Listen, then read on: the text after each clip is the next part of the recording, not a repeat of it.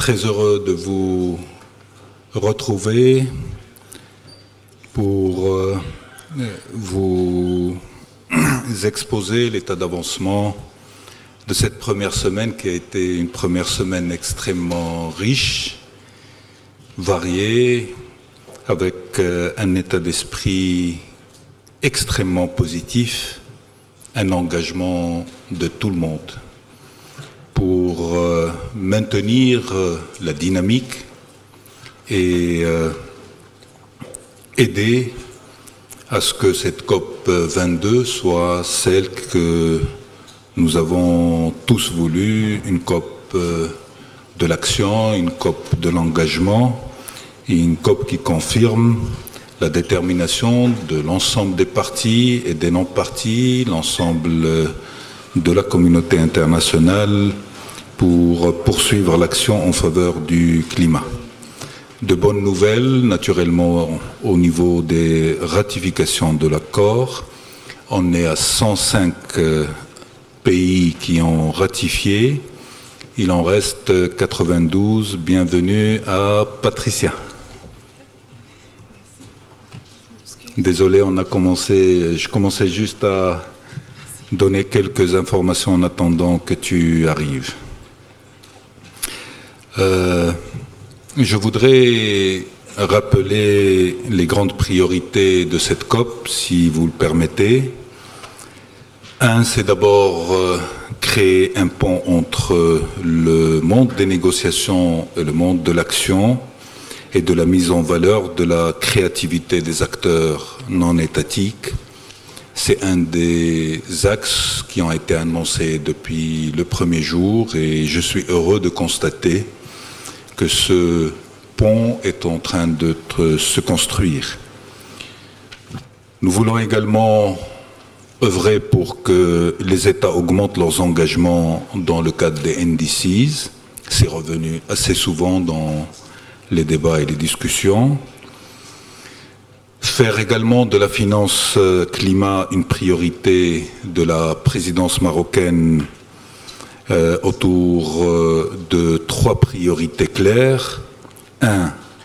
Accroître les financements disponibles, notamment publics, et le développement des politiques publiques favorables, avec une clarification dans les budgets des États de la partie réservée à la finance climatique. Accroître l'enveloppe pour l'adaptation et développer des projets solides assortis de métriques d'impact claires. Et une troisième priorité, c'est celle d'innover dans les méthodes de financement et naturellement mobiliser le secteur privé et l'ensemble des fonds de souverains et autres. Développer également des solutions pour les pays du Sud, pour les pays les plus vulnérables et faire de cette COP l'un des événements fondateurs du développement durable, aussi bien en Afrique que dans les pays en développement. Transformer les initiatives climat lancées à la COP 21 en projets concrets. On veut aller vers le concret et en mesurer l'impact et donner aux opinions mondiales la transparence sur le progrès qu'elles escomptent.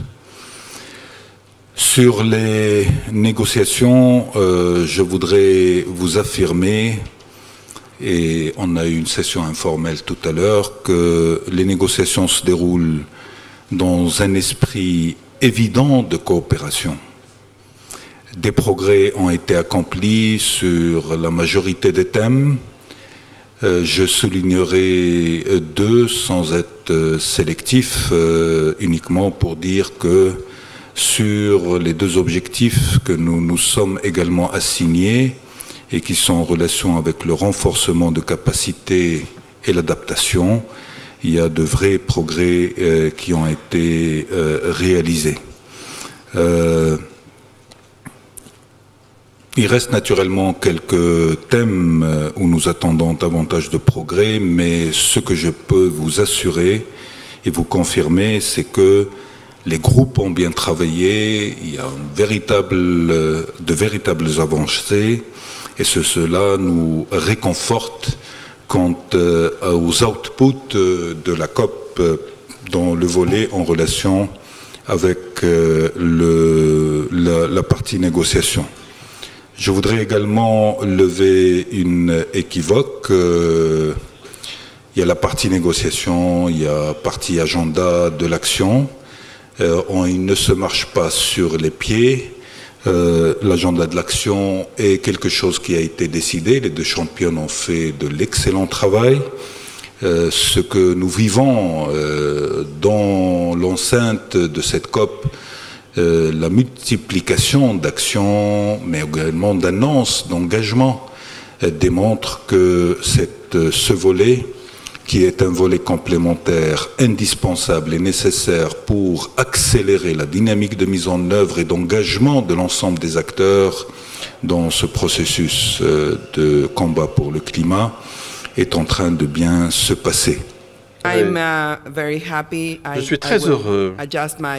Je voudrais ajuster mes remarques parce que le président a déjà fait un exposé incroyable en ce qui concerne le travail qui a été réalisé.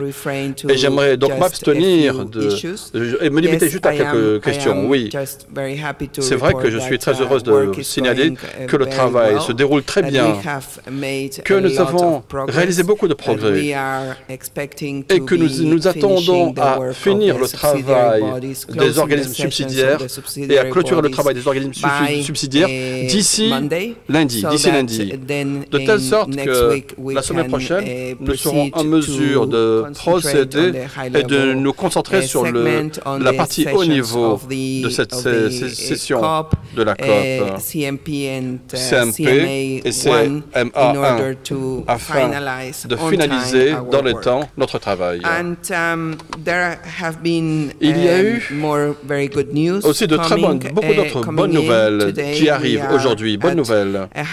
Aujourd'hui, nous avons 105 parties qui ont ratifié et il y a encore d'autres pays qui vont ratifier, je l'espère, au cours de la semaine prochaine. De telle sorte que déjà, nous pouvons célébrer non seulement l'entrée en vigueur de l'accord et la tenue de la première session du CMA, session historique, mais aussi le fait que nous avons plus de 100 parties qui ont ratifié l'accord de Paris, qui est l'accord vraiment qui a beaucoup de poids et qui a beaucoup de crédibilité, ce qui donne beaucoup de crédibilité au poids à l'accord de Paris.